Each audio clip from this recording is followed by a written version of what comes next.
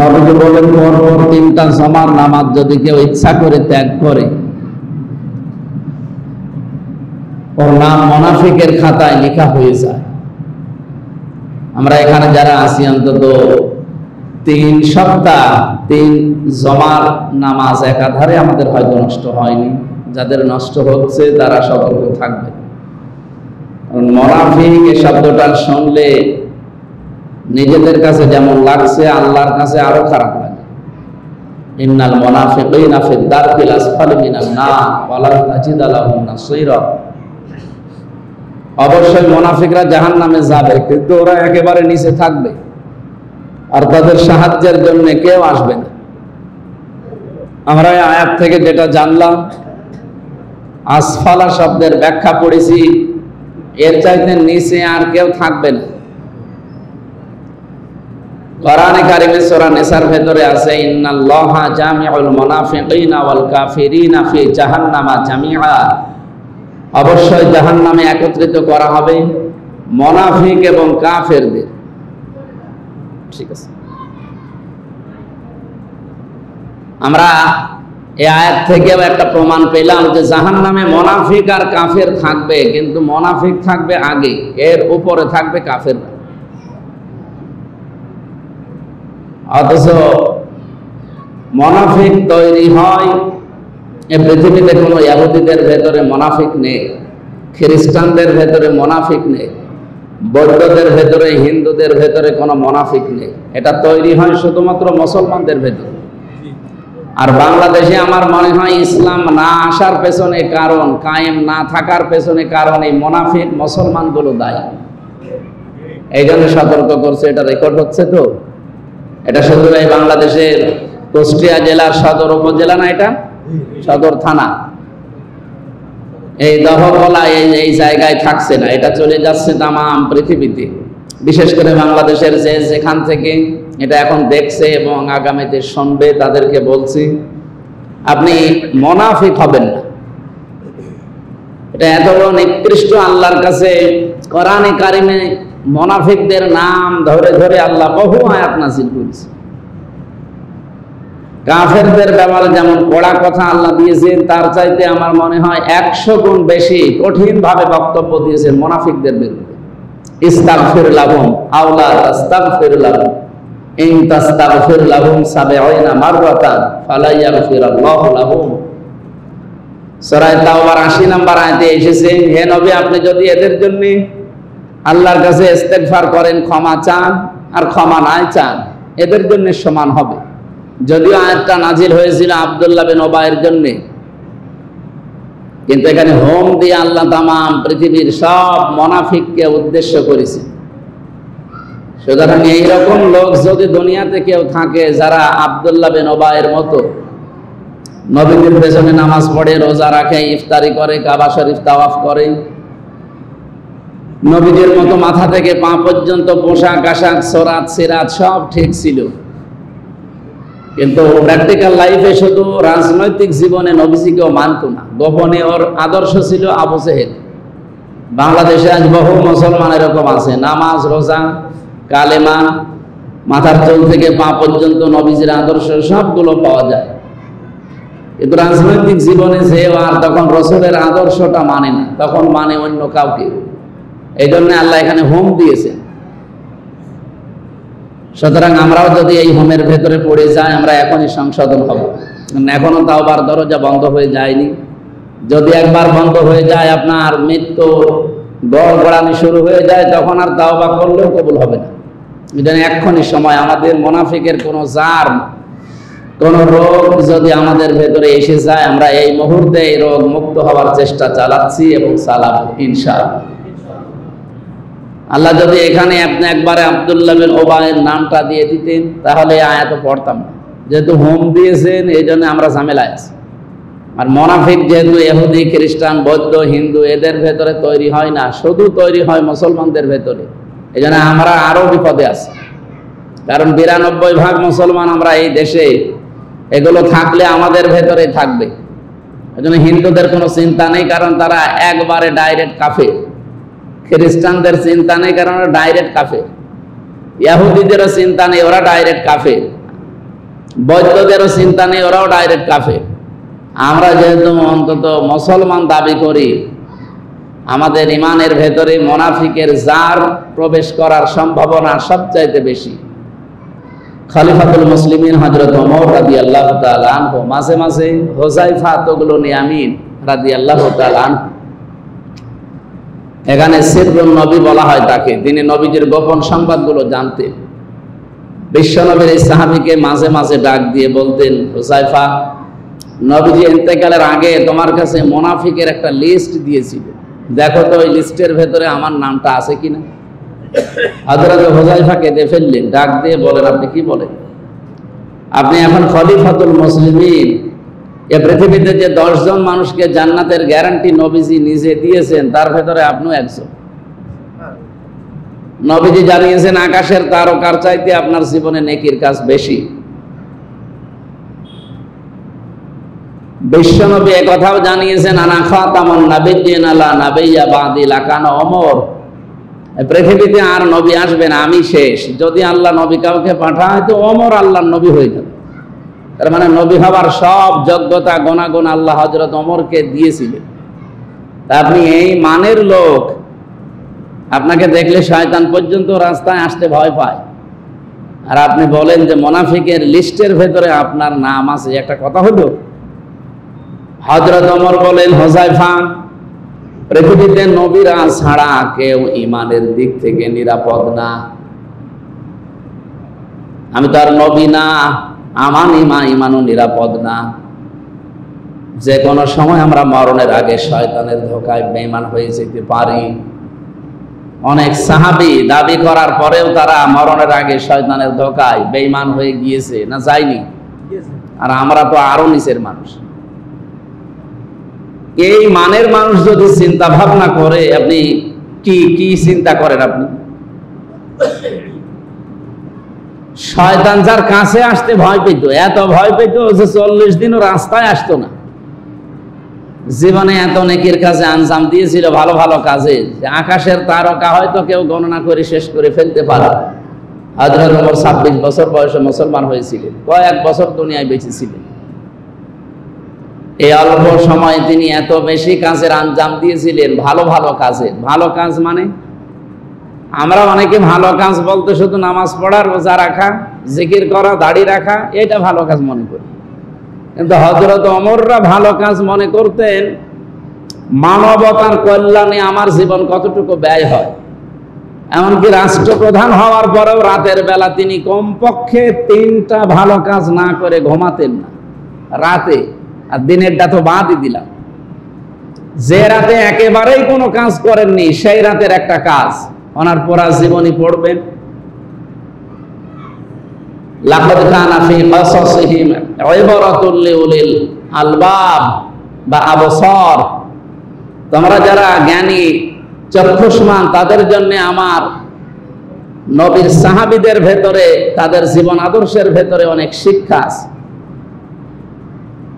আমি এই ঘটনা পড়ার পর একটা শিক্ষা পেয়েছি। বাংলাদেশে এখন 1628 জন মানুষ মেন দায়িত্বে আছে, আর আশেপাশে সব মিলে প্রায় 32,000 মানুষের উপরে হবে।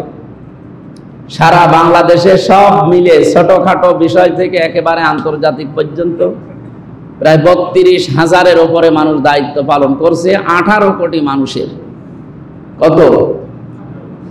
18 কোটি মানুষ। আমরা 32,000-এর উপরে শুধু দায়িত্বশীল আছে। একেবারে এই ইউনিয়ন পরিষদের যিনি দারোয়ান আছে এখান থেকে শুরু করে যারা দায়িত্বে, এই মানুষগুলোর জীবন আমি মাঝে মাঝে মিলিয়ে দেখেছি। হযরত ওমর সারা জীবন যা করেছিলেন সব বাদ, শুধু এক রাতের একটা কাজ যদি আমরা কেউ করতে পারতাম জীবনে। মানে রাতে সফর করছিলেন, হঠাৎ দেখলেন একটা বাড়ি থেকে একটা লোক বের হয় আবার প্রবেশ করে, উনি যে হাত চেপে ধরলেন। লোকটাকে জিজ্ঞাসা করলেন, বারবার বাড়িতে প্রবেশ করো আবার বের হও, কে তুমি?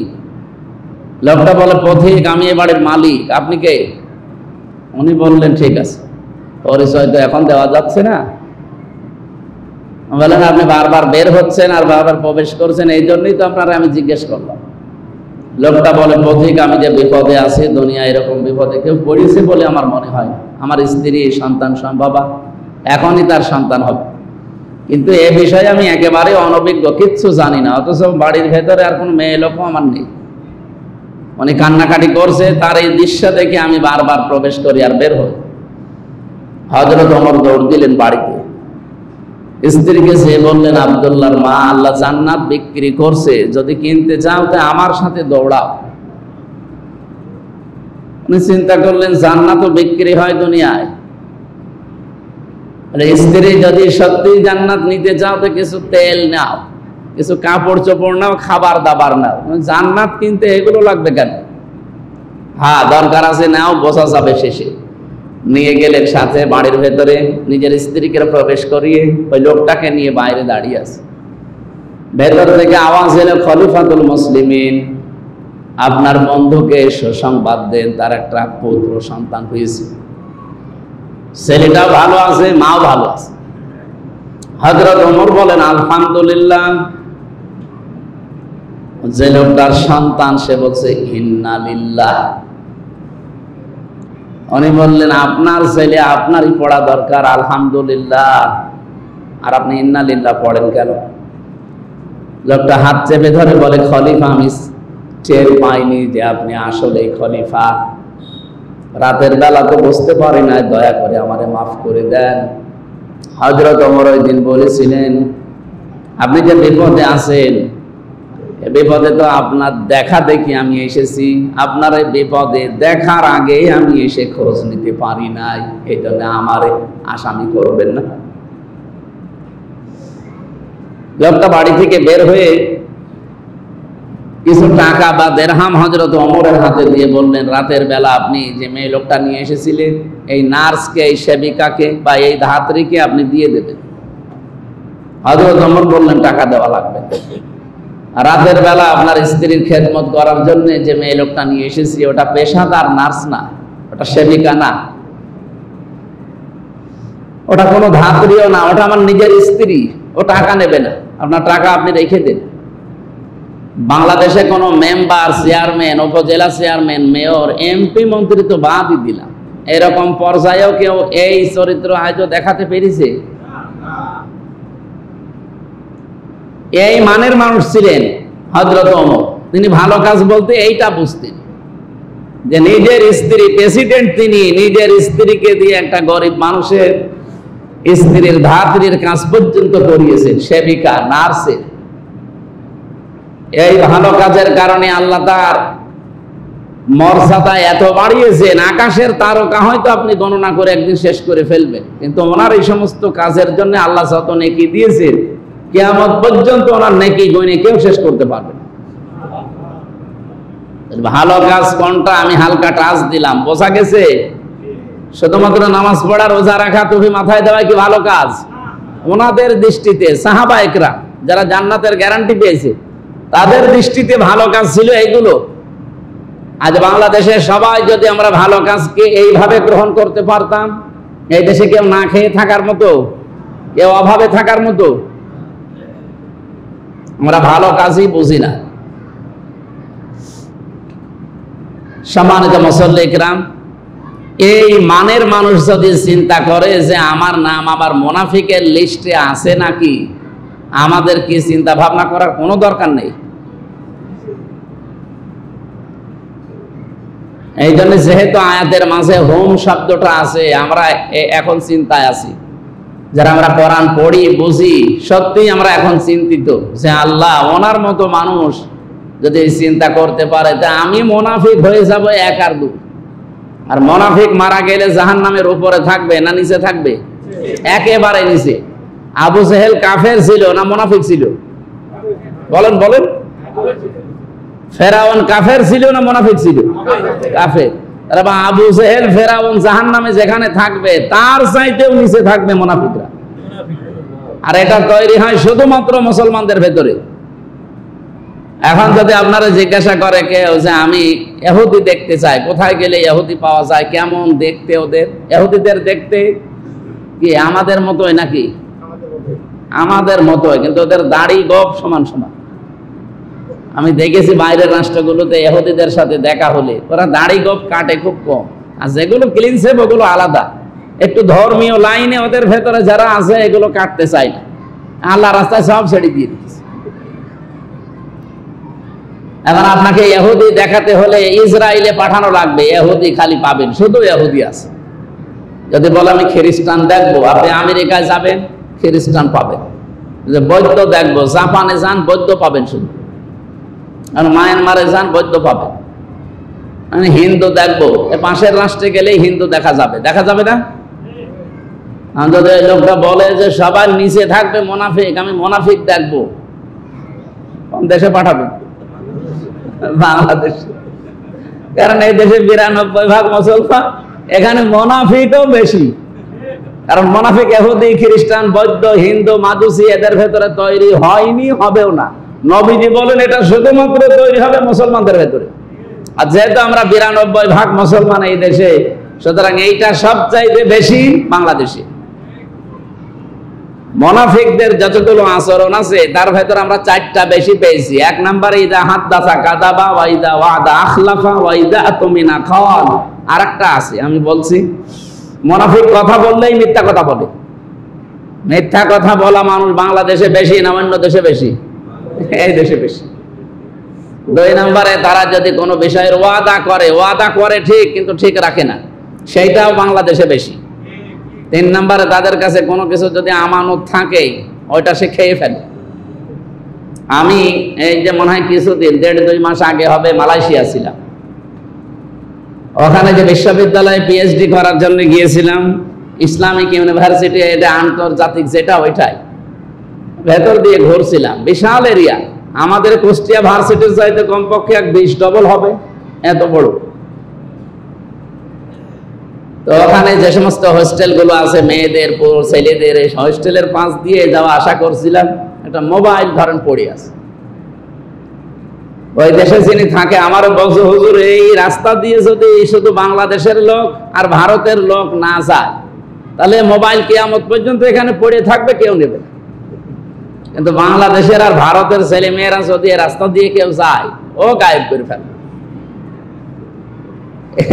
এই কথাটা বললে আমার সম্মান কি বাড়লো না কমলো? আমার এই কথা দিয়ে আমারই বাস দিল যে এই পৃথিবীতে 257টা দেশ আছে, আর 120টা দেশের ছেলে মেয়েরা এখানে পড়ে। শুধুমাত্র বাংলাদেশের আর ভারতের কিছু ছেলে মেয়েরা যদি এই রাস্তা দিয়ে যায়, তাহলে এ মোবাইল আর থাকবে না। তো অন্য কোন দেশের ছেলে মেয়েরা যদি সারাদিন সারা রাত এই রাস্তা দিয়ে যায়, মোবাইল পড়ে আছে, থাকবে, কেউ নেবে না। চরিত্র আমাদের ওই হিন্দু, খ্রিস্টান, বৌদ্ধ 120টা দেশের ছেলে মেয়ে সব কি মুসলমান? বলেন বলেন, কত দেশের ছেলে মেয়েরা সেখানে আছে, কত জাতির লোক। কিন্তু শুধুমাত্র নিরাপদ নয় জিনিসটা কাদের কাছে? আমরা যারা মুসলিম তাদের কাছে। এজন্য আমাদের এখনই সংশোধন হওয়া দরকার। আমাদের ভেতরে মুনাফিক সবচাইতে বেশি। আল্লাহ তুমি আমাদের হেফাজত করো।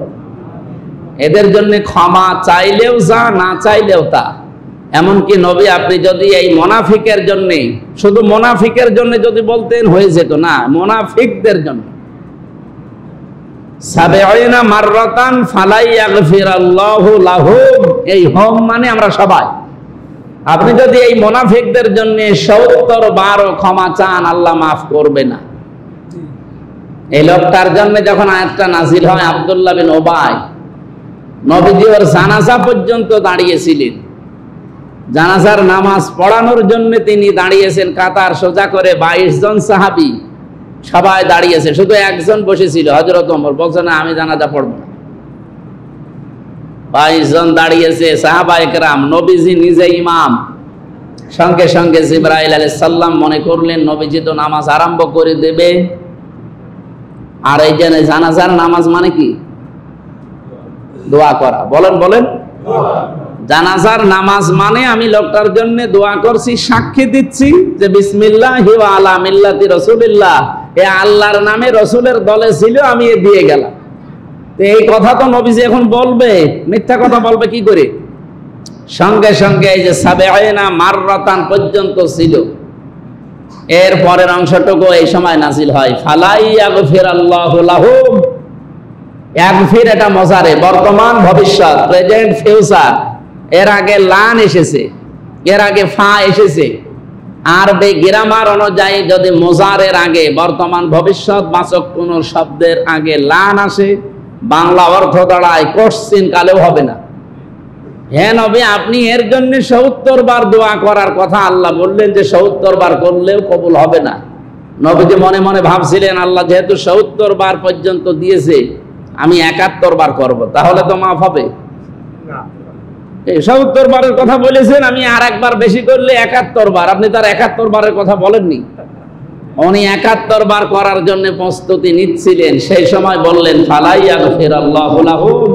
এই ৭১ না, এ কিয়ামত পর্যন্ত এই লোকটার জন্য যদি আপনি নবী হয়েও দোয়া করেন, আপনার দোয়া কবুল হবে না, একে আল্লাহ মাফও করবে না।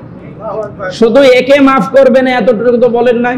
শেষে যেহেতু হোম আছে, এর মতো চরিত্র যাদের, ও কিন্তু রসুলের পেছনে নামাজ পড়েছে, রোজা রেখেছে, ইফতারি করেছে, কাবা ঘর তাওয়াফ করেছে রসুলের সাথে, ওর মাথার চুল থেকে পা পর্যন্ত সব রসুলের মতো ছিল।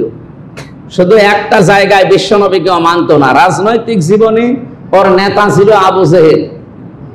বাংলাদেশে আপনি এই হাদিসটা, এই আয়াতটা এখন মিলিয়ে দেখেন তো, জান্নাত কিসের জান্নাত?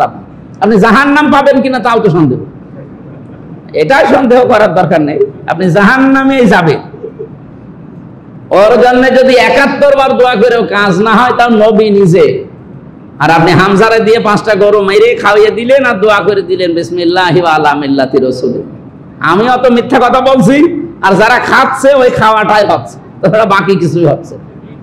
কারণ ওই চরিত্র থাকলে নবীজির ৭১ বারের দোয়া কবুল হয়নি, আমার ৭১ না ১০০০ বারের দোয়া কবুল হবে। এই জন্য আমাদের সাবধান হওয়া দরকার। রাজনৈতিক জীবন এটা খেলাধুলা না। আপনি যার তার আদর্শ মানতে পারেন না। বিশ্ব নবীর বাইরে কাউকে আদর্শ মানা জায়েজ নেই। ইয়াকদুমু কওমাহু ইয়াউমাল কিয়ামাতি ফাআওরাদাহুমুন নার ওয়া বিসাল বিরদুল মাওরুদ। সূরা হুদের ৯৮ নম্বর আয়াত, ১২ নম্বর পারা, ১২ নম্বর পৃষ্ঠার ১ম নম্বর লাইনে আছে। ফি জিলালিল কোরআনে পাবেন তাফসীর। যেই দলের নেতা জাহান্নামে যাবে, ওই দলের যত কর্মী আছে তার সাথে জাহান্নামে যাওয়া লাগবে। এটা যদি কেউ রাজনীতি মনে করে খালি নামাজ পড়ে রোজা রেখে জান্নাতে যাবেন, যার আদর্শ মানেন সে যদি জাহান্নামে যায়, এখানে যদিও ফেরাউন সম্পর্কে আল্লাহ কাহিনী দিয়েছেন, কোন সূরা বললাম?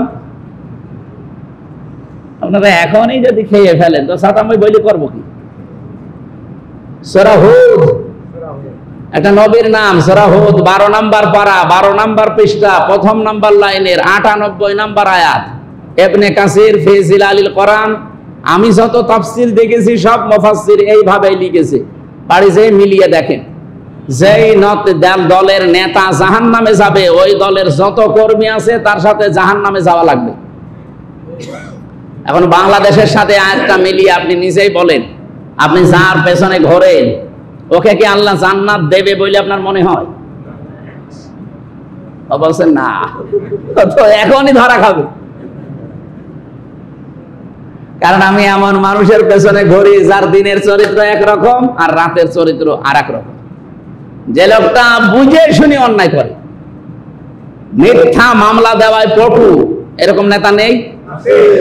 গ্রাম্য সালিশে বিচার করে, বিচার করে কিছু টাকা পেলে অন্যায় রায় দিয়ে দেয়, এরকম মোড়ল মাতুব্বার আছে না?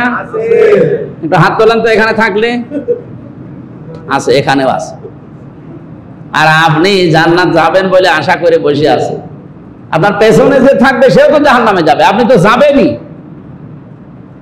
এজন্য ইসলাম যতদিন না আসে এই পরিস্থিতির মোকাবেলা করা সম্ভব না। শুধু ওয়াজ করে এটা হয় না। ইসলাম আসলে পৃথিবীতে কেউ অন্যায় বিচারের সম্মুখীন হবে না। আমান হাকামা বিহি আদালা, আমান আমিলা বিহি উজিরা। নবীজি বলেন, এই পৃথিবীতে যারা কোরআন দিয়ে বিচার ফায়সালা করতে পারে তারা শুধু ন্যায় বিচার পায় এবং ন্যায় বিচার করতে পারে। আর ৫৪ বছরে কি আমরা কোরআনের বিচার পেয়েছি? বলেন বলেন, পাইনি। এই কারণে আমরা এই দেশে এখন অবিচারের সম্মুখীন হচ্ছে বেশি। এখনো যেহেতু কোরআনের বিচার ব্যবস্থা কায়েম হয়নি, এখনো অবিচার নেই। যে অন্যায় করেছে সেও মামলা খাচ্ছে, এখন যে করে নাই সেও খাচ্ছে। মাঝখান থেকে এক প্রকার মানুষের আঙ্গুল ফুলে কলা গাছ হওয়া এখনো বন্ধ হয়নি, তাদের আঙ্গুল ফুলে কলা গাছ হয়েই যাচ্ছে। না, সে অন্যায় করেছে প্রকৃত দোষী, আপনি তার দোষের জন্য তার যে শাস্তি হওয়া দরকার এটা আইনের মাধ্যমে দেন। কিন্তু নিরপরাধ কোনো মানুষকে যদি আপনি বিপদে ফেলে দেন, একটা বিপদে ফেলবেন তাকে, আপনাকে আল্লাহ দুনিয়া আখেরাত মিলিয়ে কমপক্ষে 70টা বিপদে ফেলবে। এটা হিসাব নিকাশ করে চালান। এই 15.5 বছর অনেকে উল্টা পাল্টা চালিয়েছে, এক একটা অবিচারের কারণে এখন তাদের 70টা দুর্ভোগ দুনিয়া আখেরাতে ভোগ করা লাগবে। আপনি যদি শিক্ষা না নিয়ে ওদের মতো চলতে থাকেন, আপনার জীবনেও আল্লাহ যে এরকম কালো পাহাড় নামিয়ে দেবে, তখন কি এটা সরাবে কে? কাউকে পাবেন না। এই জন্য আমার তেলাওয়াতকৃত আয়াত যেটা, আমরা যেহেতু মুনাফিকের এই জাম থেকে মুক্ত হওয়ার জন্য একটু কথা বলার চেষ্টা করছিলাম, আল্লাহ আমাদেরকে যেন মুনাফিকের কোন ধরনের জাত থাকলে ভেতর থেকে পরিষ্কার করে দেন। 4 নম্বরে মুনাফিক